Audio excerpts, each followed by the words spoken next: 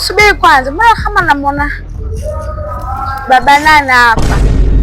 Subiri nakupigia.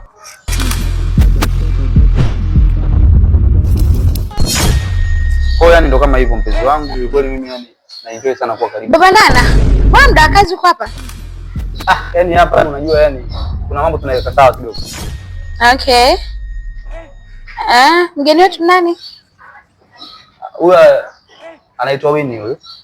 Anaitwa Winnie. Okay. So naweza nikakusubiri tukarudi nyumbani ama bado una mambo yako? Nafikiri tutakutana nyumbani baadaye mke wangu.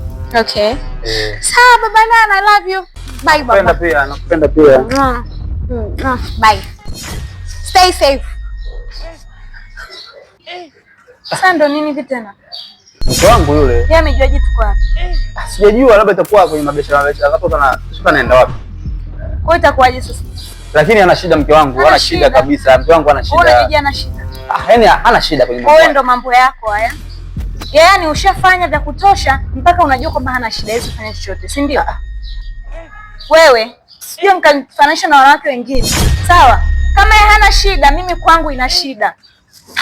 Ndio basi tuongee basi. We, tuongee nini? Cha kuongea nini hapa? Jamani, lakini kumbuka kwamba usikia mke wangu kabisa.